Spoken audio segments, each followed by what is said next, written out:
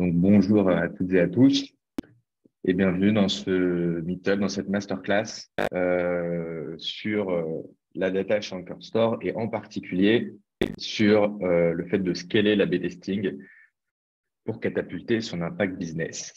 Anchor Store, on la présente plus, mais on va quand même la présenter rapidement. Anchor Store, donc une plateforme d'achat en ligne qui simplifie la vie des boutiques, des commerçants, qui est devenue une licorne l'année dernière, qui fait partie de la French Tech. La dernière levée, c'était il y a un an, je crois, 250 millions d'euros. Donc, on a beaucoup entendu parler de vous. Vous avez de grosses problématiques de scaling. Et aujourd'hui, c'est Corentin, donc, qui est product analyst chez Anchor Store depuis quasiment un an. Corentin qui est passé par Safran, par Criteo, donc des grosses boîtes qui avaient également des problématiques scaling. Donc chez Anchor Store, tu as dû continuer un peu ce parcours-là. Et puis du coup, Corentin, je vais te laisser te présenter Anchor Store et puis enchaîner sur notre sujet du jour, quel est l'A/B testing? Yes, merci, merci Stan. Je vais d'abord partager mon écran, m'assurer que tout va bien. Bon, en faisant les petits tests, j'ai remarqué que je pouvais avoir un problème de caméra. Donc, si je ressemble à un martien, vous me le dites. Ok, alors je vais juste partager comme ça. Top. Ok. Donc si tout va bien, écoutez, je lance le talk. L'idée, c'est que je prenne environ 20-25 minutes pour présenter un peu comment on a scalé l'A/B testing chez Anchor Store. Et après, bien sûr, prendre vos questions, vos interrogations et surtout ce qui, un peu de discussion, ce qui m'intéresse particulièrement dans ce talk-là. Vous remarquerez que mes slides sont en anglais. Je m'en excuse par avance, vu que je vais parler en français. Ça me permet en fait de pouvoir réutiliser le support en interne. Du coup, merci Stan d'avoir fait la présentation rapidement. Comme tu l'as dit, j'ai rejoint Anchor Store il y a environ un an. Et du coup, ce que je vous propose, c'est de vous donner quand même un peu plus de contexte sur Anchor Store et sur les types de produits d'Anchor Store, la façon dont les effectifs ont explosé dernièrement. Et après, je pourrais rentrer un peu dans la problématique en question du jour. Donc, pour vous introduire Anchor Store bien en détail, Anchor Store, c'est une startup qui a en effet été créée en 2019 et qui s'est donné comme mission de créer un écosystème qui permette aux indépendants, donc les commerçants particulièrement, de se développer. On a commencé en étant en fait une marketplace B2B, donc qui relie des petits commerçants avec des marques qui peuvent tout simplement disposer dans leur magasin. En fait, le constat, il est assez simple, c'est qu'on n'a pas envie que nos centres-villes ressemblent à ça, notamment à cause de la grosse concurrence du e-commerce, mais plutôt que nos centres-villes puissent ressembler à quelque chose comme ça, avec un commerce de détail qui prospère, notamment grâce à notre technologie. Donc, si je vous montre un peu l'objectif qu'on s'est fixé, c'est vraiment en fait de pouvoir aider le petit commerçant sur toute son aventure entrepreneuriale. Donc, si on la résume, vous avez un petit peu tout le flow en dessous. D'abord, il y a une phase d'idéation où le petit commerçant va faire son business plan et son financement. Et après, toute une partie où il va découvrir des marques. Donc, c'est ce par quoi on a commencé. Et bien sûr, toute la gestion de l'approvisionnement, de sa logistique. Et enfin, un peu plus loin dans le flow, on a la gestion opérationnelle de son magasin. L'idée, c'est qu'il puisse se concentrer sur ce qu'il aime, à savoir le contact client et la disposition dans son shop. Donc, comme je vous l'ai dit, notre produit, en fait, on a commencé avec une marketplace. Donc, depuis 2019, on a réussi en fait à faire se rencontrer plus de 27 000 marques avec 300 000 petits commerçants. Et ça représente environ 2,5 millions de produits. Donc, vous remarquez que la croissance, elle a quand même été fulgurante depuis 2019. Et ça se traduit aussi dans les effectifs. Pour vous donner une idée, on devait être à peu près une dizaine de personnes dans le produit il y a un peu plus d'un an. Et aujourd'hui, on est plus de 150. Donc, la problématique du scaling, c'est quelque chose qui est tombé très rapidement en fait dans les mains du leadership produit et qui nous touche un peu tous les jours. Dans ces 150 personnes du produit, on a environ une dizaine de product analysts dont je fais partie. Et en fait, on agit de façon un peu transverse. En fait, le produit chez Encore Store, c'est structuré de façon assez classique dans la tech, j'ai l'impression, avec des squads, avec un product manager, des ingénieurs, front-end et back-end, un designer. Et en fait, côté product data, on agit de façon transverse et en fait, un peu en fonction des besoins de chaque squad. Donc, il y a des squads qui ont moins de besoins data. Donc, on a tendance à avoir un analyste qui se focus sur, enfin, qui travaille avec différentes squads. Quand on a des besoins qui sont importants, là, pour le coup, on a un data analyst qui travaille full-time avec une squad. Et c'est généralement, quand il y a des besoins data, il y a aussi un data scientist, puisqu'il y a un peu de machine learning qui peut être dans les parages. Là, moi, personnellement, c'est mon cas. Je suis un peu dans le deuxième cas, puisque je travaille sur toute la partie découverte de marque sur la plateforme, donc système de recommandation, search engine, etc. Et donc, ça tombait un peu sous le sens que je travaille sur l'A/B testing. Maintenant que je vous ai planté le décor, je vous propose de commencer un peu à parler du sujet. Et je vais commencer avec une petite question qui est, à votre avis, combien de versions de Facebook tournent tous les jours en même temps? Alors, malheureusement, si j'ai peut-être accès au chat rapidement, c'est peut-être difficile. Je vous laisse vous poser la question. Malheureusement, je ne peux pas trop lire vos réponses, mais en fait, la réponse, elle a été donnée par Mark Zuckerberg dans un podcast. Donc, je pense qu'on peut vraiment la prendre avec des pincettes. Mais ce qui m'intéresse en particulier ici, c'est vraiment l'ordre de grandeur. Mark Zuckerberg, dans le podcast, il dit qu'il y a plus de 10 000 versions de Facebook qui tournent tous les jours. Donc, c'est un chiffre qui est quand même assez étonnant et on pourrait se dire gigantesque. Et en fait, il s'explique par le fait qu'il y a tout simplement derrière chaque version qui est testée, une fonctionnalité qui est testée dans le produit Facebook, qui est isolée. Et en fait, l'A/B testing leur permet en fait de tout simplement itérer sur leur produit. Alors, l'A/B testing, c'est quelque chose que, du coup, nous, chez Encore Store, on a commencé à lancer, mais on est très loin de ce chiffre-là. Et je pense que ça s'explique par deux grandes raisons. La première, c'est que les géants de la tech, dont Facebook, ont vraiment créé des cultures d'expérimentation dans leurs produits. Et donc, c'est d'ailleurs ce que Mark Zuckerberg dit dans le podcast. Il dit qu'il veut donner l'opportunité à n'importe quelle personne du produit, n'importe quel ingénieur, de tester une idée. Donc ça, je trouvais déjà que c'était super intéressant. Et la deuxième grande raison, c'est que les gens de la tech ont énormément de trafic. Donc Facebook a plus des centaines de millions d'utilisateurs tous les jours. Et c'est quelque chose sur lequel je vais me pencher un peu plus tard. Mais on peut pas faire de l'A/B testing si on n'a pas de trafic. En tout cas, si on peut pas tester, notre feature sur un certain nombre d'utilisateurs pour arriver à converger statistiquement. Donc voilà les deux grandes raisons qui font qu'on explique ce chiffre-là. Je vais peut-être passer un petit moment quand même à présenter l'A/B testing pour ceux qui ne connaissent pas exactement ce processus.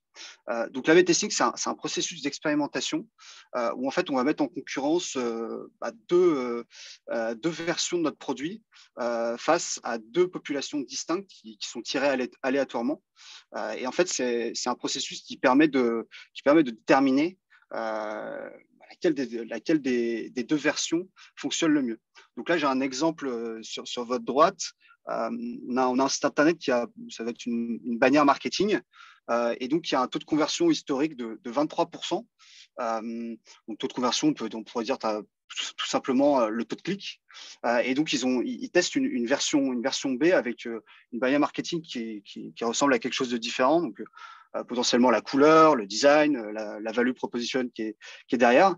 Et on voit qu'on a un conversion rate de 37%. En fonction en fait du trafic, du nombre d'utilisateurs et donc le nombre de données que vous avez pu récolter, on va pouvoir en fait faire un test statistique et s'assurer qu'en fait, cette différence entre le 37 et le 23%, c'est pas dû simplement à de la chance, mais que il y a vraiment, on peut être confiant que le changement a été positif pour l'entreprise. Donc voilà un petit peu pour l'A/B testing. L'A/B testing, c'est quelque chose, comme je vous l'ai montré juste avant avec les gens de la tech, qui a fait ses preuves. Je pense qu'il y a trois raisons principales qui font que l'A/B testing fonctionne bien et a prouvé sa valeur. C'est premièrement, je dirais, la fiabilité. C'est-à-dire que vous arrivez à vous débarrasser de la saisonnalité et à vraiment isoler l'effet d'une seule feature sur votre produit. Et bien sûr, derrière, c'est backé par des statistiques. La deuxième raison, c'est généralement la vitesse. Si vous avez du trafic, vous êtes généralement capable en fait d'avoir une réponse on va dire en plusieurs semaines. Donc c'est quelque chose qui comparé en fait au travail d'un analyste qui peut être assez rapide. Et la troisième grande valeur de l'A/B testing, je dirais, c'est toute la culture en fait un peu entrepreneuriale que vous créez en développant une culture de l'expérimentation. En fait, ça permet aux équipes d'être beaucoup plus engagées avec vos métriques et donc avec vos résultats financiers. Et ça permet du coup de beaucoup itérer sur votre produit. Alors, j'ai fait un peu l'éloge de l'A/B testing. Le truc dont s'est rendu compte, principalement d'ailleurs quand je suis arrivé chez Encore Store, c'est que l'A/B testing, c'est un processus qui peut être long du côté analytique et qui se décompose en plusieurs étapes. Ce que je vous propose, c'est de naviguer un peu ces étapes pour un peu comprendre ce qui compose un A/B test. Et après, je vous montrerai en fait comment est-ce qu'on peut agir pour arriver à scaler tout ce workflow-là. Donc, la première partie en orange que vous voyez, c'est toute la partie qu'on appelle l'experiment design, où en fait, avec votre équipe, donc le product manager, product owner ou les ingénieurs, vous allez en fait vous synchroniser sur ce que vous voulez tester. Quand on fait de l'A/B testing, on part toujours d'une hypothèse.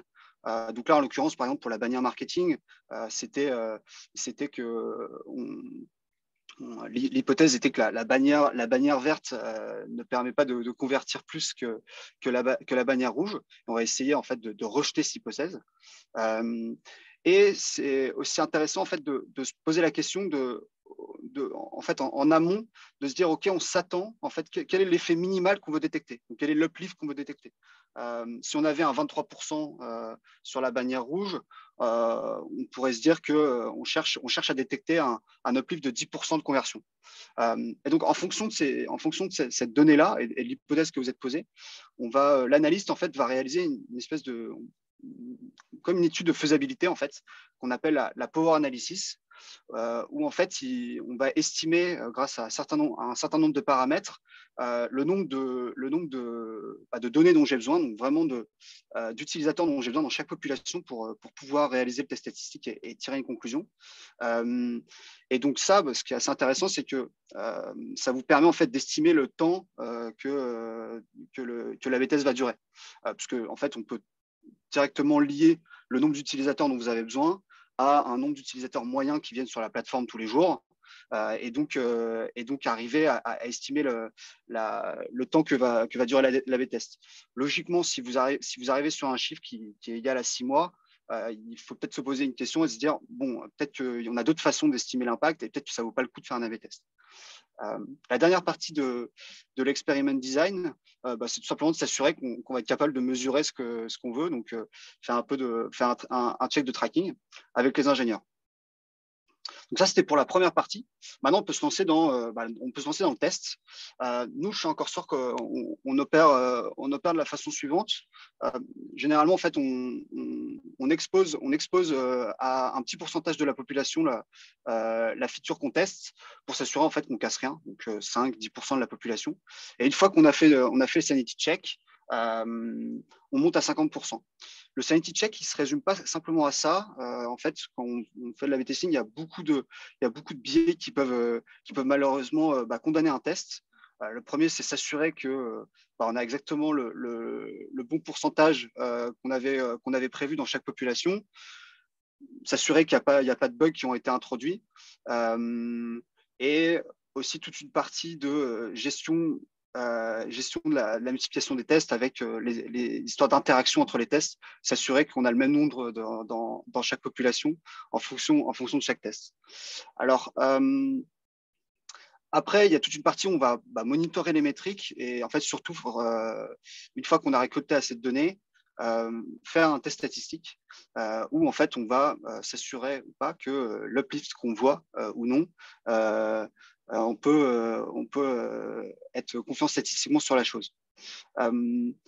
Après, il y a une phase qui est souvent un peu, enfin, bien sûr, logiquement, la décision. Donc, qu'est-ce qu'on fait après le test statistique? Est-ce qu'on roll out à toute la population? Est-ce qu'on roll back? Est-ce qu'on teste autre chose? Et il y a aussi quelque chose qui est un petit peu négligé de ce que je remarque avec les différents échanges que j'ai, c'est toute la partie knowledge sharing derrière. Une fois qu'on a fait un test, en fait, on a surtout envie que ce test-là, il puisse être disponible pour l'entièreté de l'organisation et qu'en fait, tout le monde puisse en tirer les bénéfices de ce test. Logiquement, on n'a pas envie qu'il soit reproduit une deuxième fois dans 6 mois si ça a déjà été réalisé. Et aussi, on peut tirer beaucoup de knowledge à partir du test qui a été réalisé. Donc, j'en ai fini un petit peu pour tout le workflow qui n'est pas exhaustif. Et il y a 2-3 subtilités sur lesquelles je me suis pas lancé. Donc, si vous avez des questions à la fin, on pourra totalement revenir sur les différentes étapes sans souci. Mais l'objectif de cette slide, en fait, de mon côté, c'était vraiment de vous montrer que d'un côté, en fait, l'A/B testing a vraiment montré ses preuves et on a envie de vraiment multiplier l'expérimentation. De l'autre, en fait, côté analytics, il y a quand même tout un certain nombre d'étapes qui peut être assez painful. Et si on commence à multiplier les tests, on multiplie tout ce workflow-là et ça peut commencer à créer un peu des bottlenecks côté analytics. Ce qui est assez intéressant, c'est qu'en fait, on a remarqué en fait en discutant avec toute l'organisation de produits que ces problèmes-là, ils n'étaient pas simplement isolés à l'équipe product data, mais en fait un peu à tout le monde.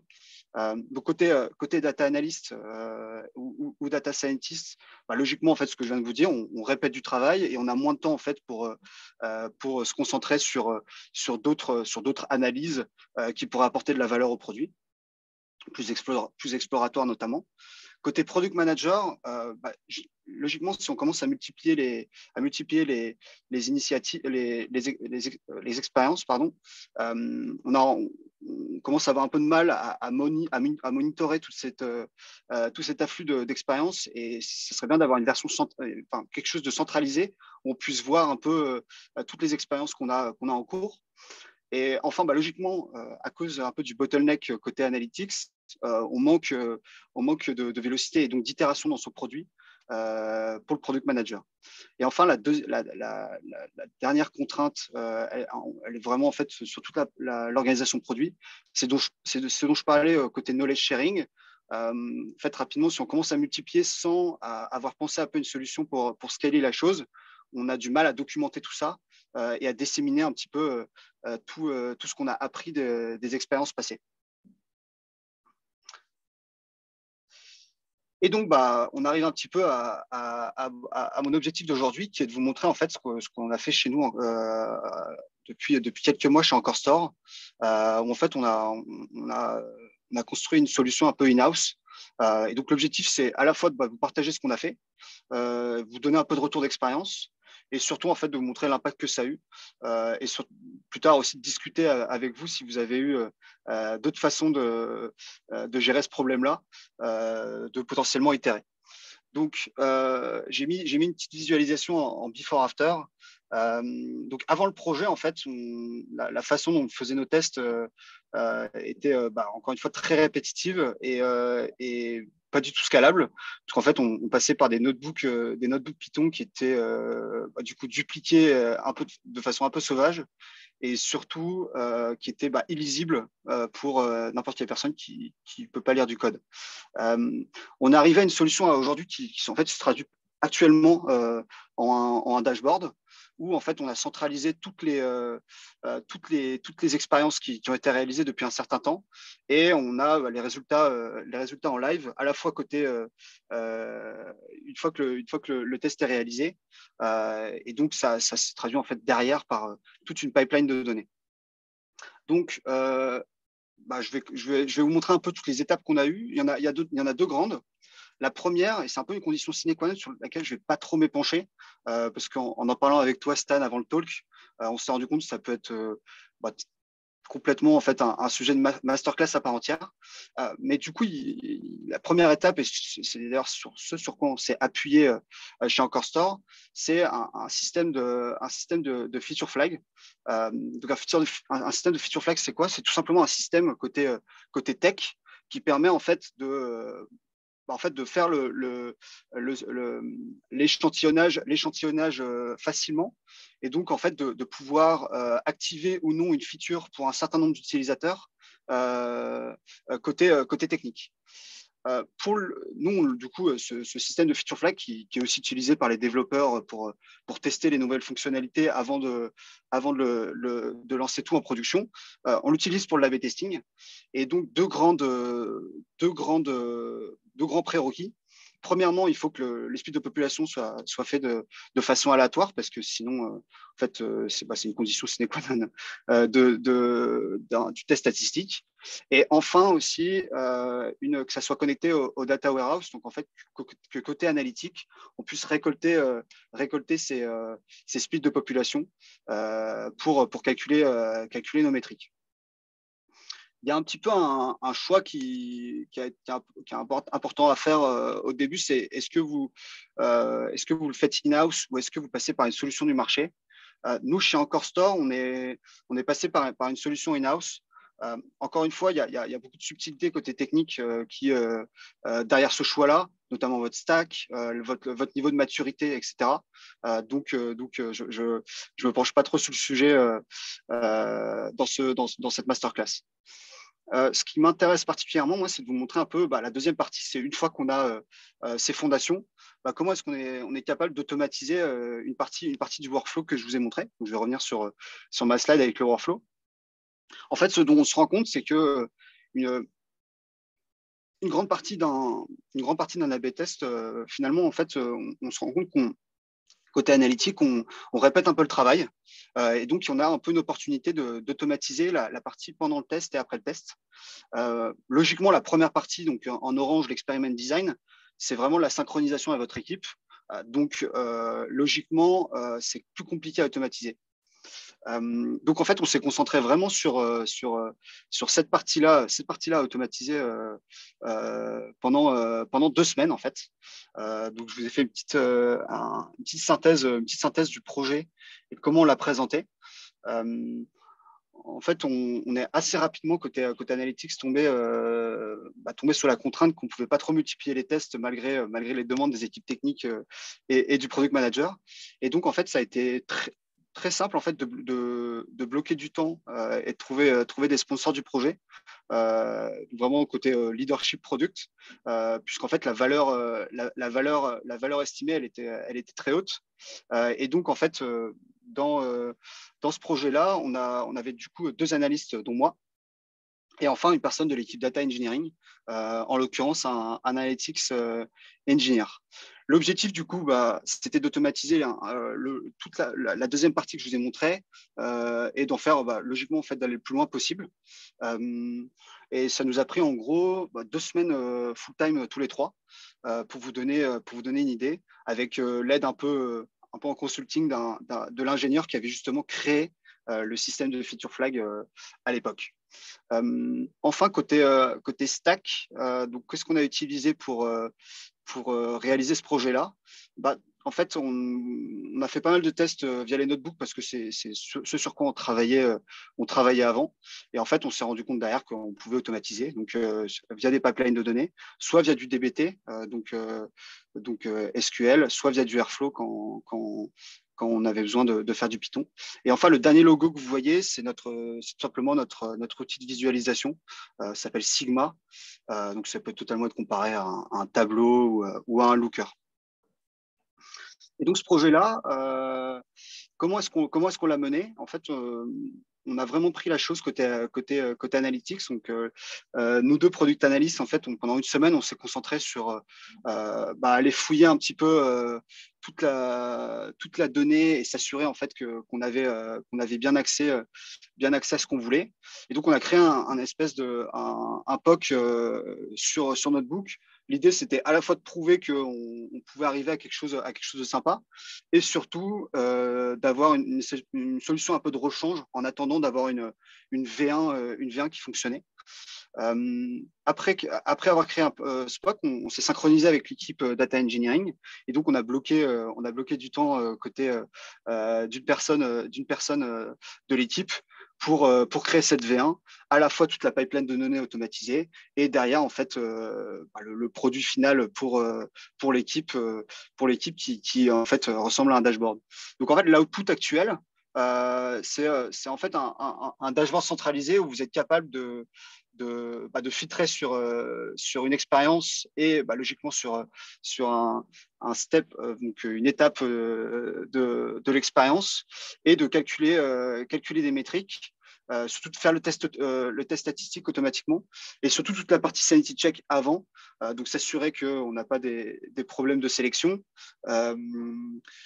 Toute une partie un peu AA test qu'on essaie de mettre en place actuellement. Et donc, en fait, ça permet vraiment de pouvoir, pour n'importe quelle personne du produit, voir un peu tout ce qui est, toutes les expériments qui sont en cours et comment elles se développent. Si je parle un peu de l'impact, en fait, tout ce projet-là, il a permis un peu, je dirais, deux choses.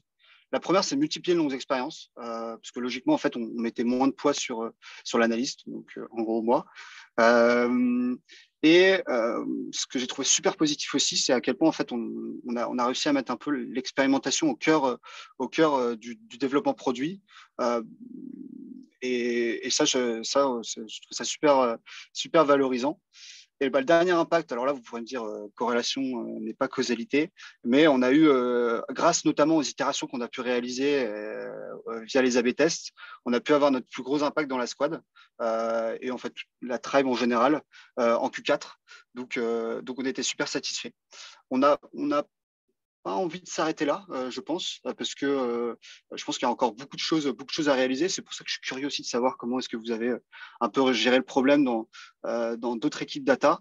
Je pense que là, actuellement, on a réussi à automatiser une bonne partie pendant le test, donc vraiment les sanity checks, le test statistique. Ce qui peut être intéressant aussi, c'est d'automatiser toute la partie étude de faisabilité dans l'experiment design. Donc en fait, vraiment de façon automatique, dire combien de temps on peut estimer en fonction des paramètres qu'on a mis le temps d'un A/B test. Et quelque chose qui pêche encore un peu, je pense, c'est toute la partie knowledge sharing dont je parlais à la fin, où logiquement on a réussi à centraliser toute l'expérience, mais il faudrait peut-être qu'on arrive à connecter via mon travail avec Notion, on peut peut-être connecter cette pipeline de données avec Notion pour avoir une page centralisée où on a tous les A/B tests et comment ils sont développés. Donc voilà, je vous remercie pour votre écoute. Je pense que j'ai été assez rapide, mais c'est parfait, ça permet d'avoir plus d'échanges dans la Q&A. J'en profite pour vous donner une petite avis côté recrutement. On recrute côté plutôt tech, donc des data scientists et des engineering managers. Donc n'hésitez pas soit à me contacter ou à aller voir sur le site de la boîte. Voilà, merci pour votre écoute. Super, merci beaucoup Corentin pour ce petit dive dans l'A/B testing. Ouais, ça y était passé assez rapidement avec le filtre rose, mais écoute, ça n'a pas atteint la qualité de ta présentation. Alors, ce que je vous propose tout le monde, peut-être, c'est Pauline va poster un Slido dans lequel on vous pose une petite question qui fait écho à la question d'introduction de Corentin sur le nombre d'A/B tests qui pouvaient tourner chez Facebook. On voit qu'il y avait quelques écarts dans les réponses. Est-ce que vous, de votre côté, dans votre boîte, peut-être nous dire rapidement combien de tests vous avez, qu'on puisse se rendre compte justement de votre rapport à ce sujet-là. Et pendant que vous répondez, je vais également très rapidement vous présenter Product Crew pour ceux qui connaissent pas, puisque Product Crew fait depuis pas mal de temps beaucoup de masterclass et de contenu sur le design et le produit. Et c'est une communauté de gens qui justement échangent sur ces sujets-là. Et aujourd'hui, on ouvre justement l'engineering et la data à la fois sur tout le contenu. Donc, il va y avoir de plus en plus de contenu engineering et data, comme c'est le cas aujourd'hui avec Corentin. Et évidemment, si vous cherchez à recruter ou si vous cherchez votre prochaine aventure, Pauline, Mehdi, Lucie, tout le monde met les liens qu'il faut, je vois sur le chat pour en savoir plus. On a une grosse communauté, plus de 8000 personnes aujourd'hui. Donc voilà, ça peut être un beau moyen aussi de sonder un peu l'état du marché, de voir où vous en êtes et peut-être de trouver votre prochaine aventure. Alors, qu'est-ce qu'on a du coup? On a un peu de tout en termes de réponses. On a zéro. J'espère que ça vous a servi pour ceux qui n'en font pas ou ça vous a donné envie d'en faire et de vous pencher sur le sujet. D'ailleurs, dans les commentaires, je crois qu'il y avait quelques exemples d'outils qui permettent de le faire quand on n'a pas forcément les moyens de le faire in-house. Je crois que c'était Raphaël qui nous parlait de Grossbook qui permet de le faire. Effectivement, on n'a pas toujours les moyens de le faire in-house, donc ça peut être pratique de l'utiliser. C'était pour faire du feature flag, pardon. Tu en as parlé. Alors, on a quand même voilà, une expérimentation par squad, 300. On a 300, c'est pas mal. On se rapproche petit à petit de Facebook. Donc, on a eu quand même une bonne quinzaine de questions. On va essayer d'y répondre dans l'ensemble. Il y avait peut-être une première question, un groupe de questions même, qui était sur comment vous avez fait chez Anchor Store pour définir finalement le succès ou l'échec d'un A/B test? Et on peut la relier aussi à une autre question qui était posée sur la durée d'un A/B test. Donc, au bout de combien de temps vous allez trancher? Et quand vous tranchez, qu'est-ce qui se passe? Est-ce que vous considérez que l'expérience elle est terminée et on passe à une nouvelle? Ou est-ce que peut-être plus tard vous reviendrez sur cette même expérience puisque peut-être que le résultat sera différent, Corentin? Alors pour le coup, ce qu'on fait, c'est qu'une expérience égale un résultat. On a tendance à vraiment isoler, à faire un test statistique par test. Et donc, si on veut itérer un petit peu sur la chose, on va refaire une expérience et donc refaire un split de population. Sur la partie, s'assurer, enfin, qu'est-ce qui définit le succès d'un A/B test? Nous, on fonctionne avec des statistiques bayésiennes. Donc, on passe par une méthode statistique qui s'appelle les bootstraps.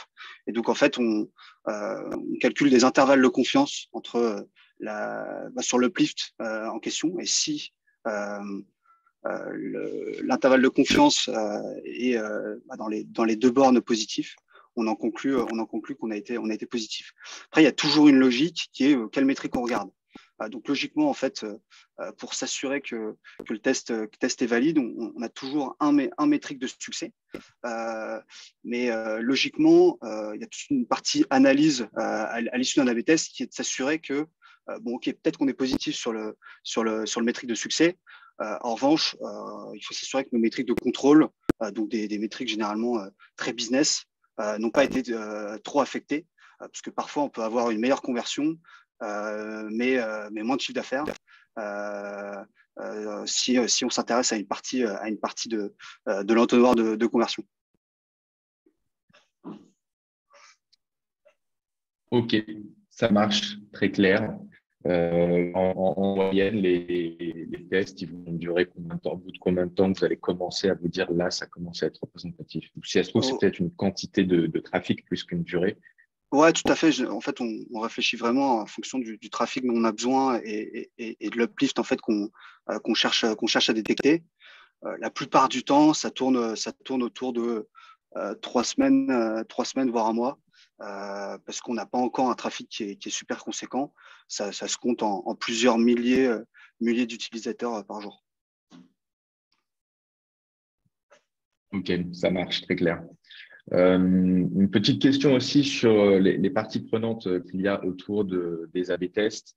Donc, j'essaie d'agréger plusieurs questions qui nous ont été posées. Euh, qui va être à l'origine d'un test? Est-ce qu'il peut y avoir également des gens des équipes design qui vont vouloir faire des expérimentations, réfléchir à de nouveaux parcours ou de modifier des parcours? Est-ce que ça doit forcément passer par les product analysts? Comment vous organisez un peu cette gouvernance en fait autour de la mise en place de ces A/B tests? Ouais, c'est une super question parce que je pense que ça dépend principalement du niveau de maturité de l'entreprise. Nous, en fait, actuellement, comme on est encore assez jeune, on essaie de centraliser tous les A/B tests autour d'un analyste pour s'assurer de la chose. Et en fait, tout le processus que je vous ai montré là, il a vocation à terme de se développer dans toute l'équipe. L'idée, c'est que n'importe quelle personne, comme on travaille au niveau d'une squad, n'importe quelle personne peut proposer une idée et donc un test potentiellement. Mais pour chaque A/B test, on a bien sûr un analyste actuellement qui travaille sur la chose pour s'assurer que toute la partie statistique est bien réalisée. Il y a toujours un référent analyste Ouais, qui sera là tout à fait. pour Ouais. accompagner. Ok. Super, très clair. Il y avait aussi une question, je pense que c'est une question qui peut se poser assez fréquemment. C'est par rapport à la réglementation RGPD, est-ce que ça a eu un impact sur peut-être le ralentissement de la collecte ou est-ce que ça a dû vous rajouter un certain nombre de checks ou d'éléments sur votre manière de faire de l'A/B testing? Quel impact ça a pu avoir justement et ça doit peut-être avoir au quotidien? Ouais, ça a clairement de l'impact tous les jours. En fait, à cause de ces normes RGPD, en fait, on a tout simplement moins de trafic qu'on peut analyser. Donc, c'est une donnée qu'on prend en compte à chaque fois qu'on fait l'estimation, puisque en fait, on passe par des outils, par des outils de tracking qui en fait font le filtre automatiquement avec nous. Et donc, en fait, on regarde actuellement le nombre de données qu'on a chaque jour. Et c'est déjà filtré. Donc là-dessus, évidemment, ça a un impact sur la durée de nos tests, mais c'est quelque chose qu'on prend en compte. Ok, très clair. Une autre question sur l'impact aussi que peuvent avoir les automatisations. Quels critères vous allez vous fixer à partir du moment où vous automatisez un certain nombre de tests, en lancer un certain nombre en parallèle? Est-ce que vous vous fixez un plafond pour éviter qu'il y ait trop de tests qui tournent en même temps et qu'on sache plus forcément trop où donner de la tête? Ouais, ça c'est aussi, je pense, un super point parce que en fait, on arrive justement à ce moment-là. Une fois il y a vraiment en fait un arbitrage entre la vitesse que vous voulez avoir et donc le nombre de tests en simultané et tout ce grand problème qui est le potentiel problème d'interaction qu'il peut y avoir entre les tests. Et donc nous actuellement, ce qu'on s'est dit, c'est que on essaie de limiter le nombre de tests qui touchent vraiment par exemple, la même page du produit pour éviter tout simplement d'avoir trop d'overlap. Mais c'est un problème en fait qu'on n'a pas encore vraiment réglé puisque les tests simultanés qu'on réalise sont sur toute une partie différente du funnel de conversion. Donc c'est un super point qu'on n'a pas encore vraiment craqué. Donc je suis très intéressé de savoir si la personne par exemple qui fait 300 A/B tests par jour, comment est-ce qu'elle tacle ce problème-là. Ça marche. Alors, ça me fait penser juste à une petite, peut-être rebondir juste aussi sur cette question-là, c'est que notamment en Core Store, vous êtes sur, euh, pour simplifier, en tout cas sur une verticale de e-commerce. Du coup, évidemment que les temps de chargement, les temps de loading des pages et de l'expérience sont hyper importants. Du coup, dans quelle mesure justement la réalisation de ces tests peut avoir un impact sur ce temps-là? Est-ce que vous le surveillez? Est-ce que vous peut-être limitez quand vous vous rendez compte que justement le temps de chargement est impacté? Tout à fait. En fait, on a un programme, dans l'entreprise qui justement essaie de gérer ces problèmes de chargement. Et nos A/B tests, en fait, ça fait partie des fameux contrôles metrics pour chaque A/B test et du coup des sanity checks à chaque fois qu'on lance un test. Et c'est quelque chose en fait qu'on justement on a lancé avec, c'est une initiative qu'on a lancée avec tout ce petit projet qui est d'automatisation. Ok, ça marche. Il nous reste encore une dizaine de minutes. On va encore prendre quelques questions. Au niveau justement de l'implémentation de ces A/B testing, c'est fait uniquement server-side. Il y a aussi une partie côté client. Et du coup, question corollaire, partie client, comment vous allez unifier le parcours d'un utilisateur entre le mobile et le desktop, par exemple? Alors ça, c'est un super point que justement, en fait, actuellement, on a tout est fait côté client. Et donc, c'est une question que se posent les ingénieurs vraiment aujourd'hui sur comment est-ce qu'on va arriver à unifier la chose. Donc, malheureusement, étant côté data, j'ai pas la réponse à cette question. En tout cas, c'est clairement des problématiques qui existent et on essaie de gérer maintenant qu'on est en train de multiplier les tests. Ok, ça marche. Du coup, vous êtes vraiment main dans la main au quotidien avec les ingénieurs aussi pour faire évoluer la manière de faire les tests et peut-être optimiser ces aspects-là. Ouais, ça, je pense, je pense un côté super positif de la façon dont le projet a été mené, c'est que rapidement, en fait, plusieurs parties du produit, donc vraiment des stakeholders du produit ont été vraiment mis dans la boucle. Et donc, en fait, maintenant, on a vraiment une espèce de task force qui s'occupe de ça. Je sais que dans les grosses entreprises, tech, etc., il y a carrément parfois vraiment des équipes expérimentation qui sont créées. Là, chez nous, ce n'était pas encore le cas, mais pour le coup, on essaie de synchroniser avec les ingénieurs, les product managers et du coup, toutes les équipes data pour faire avancer notre workflow et pouvoir mieux gérer tout ça. Yes. Une question aussi que posait Mickaël qui est intéressante.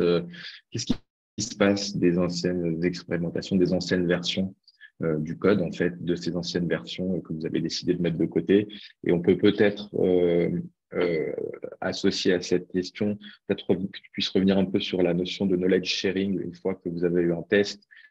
Vraiment, qu'est-ce qui est vraiment le plus important dans le partage du résultat de ce test et auprès de qui vous allez insister sur ces résultats-là? Là, pour l'instant, la grosse priorité, elle est vraiment côté produit, puisqu'on avait côté vraiment product manager et analyste, un manque en fait de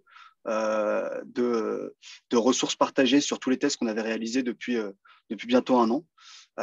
Donc côté code, j'ai pas la réponse. J'ai pas la réponse. Je serais super curieux de demander aux ingénieurs ce qu'ils font du code une fois on a rollback un AV test. J'ai pas envie de dire de bêtises, donc je me risque pas. Ok, ça marche. Donc, il y avait des questions sur le trafic. Je crois qu'il y a un collègue à toi qui répondait que c'est à peu près quelques dizaines de milliers d'utilisateurs uniques par jour, environ 50 000. Du coup, vous en êtes à combien de tests à peu près aujourd'hui, si vous pouvez communiquer sur ça? Combien d'expérimentations AB là, à l'heure où on est en train de se parler en simultané? J'ai pas la réponse exacte, mais je dirais on est autour de 10 ou 15 actuellement. Donc en fait, généralement en fait, d'ailleurs du retour que j'avais eu d'autres entreprises, l'A/B testing commence généralement par les équipes grosses ou des équipes qui font du machine learning. Et donc c'est vraiment notre cas en fait. C'est vraiment ces équipes-là qui ont commencé par l'A/B testing et on voit en fait que de plus en plus d'équipes, donc de plus en plus de squads s'y mettent. Et il y a toujours une espèce de learning curve. Donc actuellement, on a beaucoup d'équipes qui ont un seul A/B test et c'est d'ailleurs super. En tout cas, la plupart dans ces 10-15, il y en a au moins 4 pour une squad et 3 dans l'autre, quoi. Voilà un petit peu l'idée. D'accord. Vous allez aussi, quand une équipe vient vous voir pour essayer de mettre en place les A/B testing, tu en as parlé un petit peu, tu l'as évoqué, mais vous êtes vraiment dans une démarche aussi de coaching. Vous allez les aider à peut-être mieux définir l'A/B test, essayer de comprendre ce qu'ils voulaient vraiment tester derrière et proposer la meilleure expérimentation possible, aller l'aiguiser un petit peu. Ouais, tout à fait, tout à fait. Bah, logiquement, on est dans l'équipe product data et aussi côté produit. Il y a des équipes qui ont plus travaillé sur la B-testing et donc on essaye vraiment d'évangéliser la chose. Et donc logiquement en fait d'offrir un peu nos services pour les aider à lancer leur première expérience. L'idée c'est d'avoir on a à la fois on s'offre à la fois on offre à la fois notre aide et en fait surtout on essaie de poser des grosses guidelines par écrit pour s'assurer que même sans nous contacter les choses sont bien faites. Cool. Il y a une autre question aussi qui était intéressante sur finalement vous faites c'est essentiellement du test quanti. Il y a déjà des observations que vous devez faire, en tout cas côté produit, côté UX, avec les utilisateurs sur des tests utilisateurs. Donc, comment vous faites justement pour consolider ces deux sources de données et d'expérimentation? Est-ce qu'il y a certains des A/B tests que vous allez aussi montrer auprès de tests utilisateurs et inversement? Est-ce que c'est des sources de données que vous allez compléter et consolider? Tout à fait, c'est super pertinent. Nous, de notre côté, en fait, on a, comme l'équipe Product Data, on est une équipe UX Research qui réalise des entretiens, des entretiens utilisateurs très régulièrement. Et les product managers font aussi de la recherche. Donc, l'idée dans le développement produit, c'est vraiment généralement de partir de problèmes plutôt qualitatifs, d'essayer de résoudre le problème, le tester quantitativement. Et généralement, en fait, c'est vraiment une boucle. Donc, on récupère toujours du feedback sur ce qu'on vient de rollout et donc, logiquement, les tests qui viennent d'être réalisés. Donc, on arrive vraiment à travailler de pair avec toute la partie qualitative. Ok, hyper clair. Et j'imagine que tout ça, ça va aussi nourrir le knowledge sharing qu'il peut y avoir, eux, de leur côté, dans leurs équipes. C'est peut-être d'ailleurs quelque chose sur lequel vous pouvez aussi, j'imagine, regarder les bonnes pratiques qui peuvent déjà se passer côté UX, comment ils font en fait pour aller récolter l'ensemble des données et après les partager aux différentes équipes. La démarche est la même, l'outil est différent, mais la démarche est la même. Non, c'est une super remarque, très clairement. Alors, il est 48, je pense qu'on va conclure. Il y a beaucoup de questions. Il y a beaucoup de questions qui nous étaient posées en privé aussi. C'est pour ça que celles qui sont visibles pour tout le monde, peut-être qu'on en a fait moins. On a essayé de prendre plus ou moins dans l'ordre. J'espère que tout le monde a pu quand même être, comment dire, rassasié de toutes ces infos sur l'A/B testing. Il y avait pas mal de questions aussi sur des aspects peut-être un petit peu plus techniques sur la stack. On en a posé une ou deux. Donc, ce sera peut-être l'occasion d'un autre talk de revenir un peu plus en détail sur le côté engineering de la mise en place d'A/B testing et peut-être de feature toggle d'une façon plus générale. Donc, on verra, ce sera peut-être un autre sujet qu'on abordera. En tout cas, merci beaucoup, Corentin, pour cette présentation et pour tes réponses très précises à ces questions. Je pense que ça donne une très belle overview de comment on peut mettre ce genre de choses en place. Il y a pas mal de questions aussi sur des outils pour faire de l'A/B testing, mais comme vous l'avez développé en in-house, peut-être que c'était pas forcément, on n'aurait pas forcément beaucoup de réponses. Il y a beaucoup d'articles, de boîtes qui ont pu mettre en place ce genre d'outils en utilisant des outils externes. Donc, ça peut être un bon moyen de se renseigner sur le sujet. Merci à tous d'avoir participé. Merci pour vos questions. Elles étaient très pertinentes. Et puis, on se retrouve très bientôt. Très bientôt, on a une masterclass jeudi engineering avec Conto qui va nous parler des principes engineering, de comment faire de la qualité sans QA. Donc voilà, on vous dit à très vite. Merci Corentin, merci Lucie et Pauline et à très bientôt. Bonne journée. À bientôt, merci.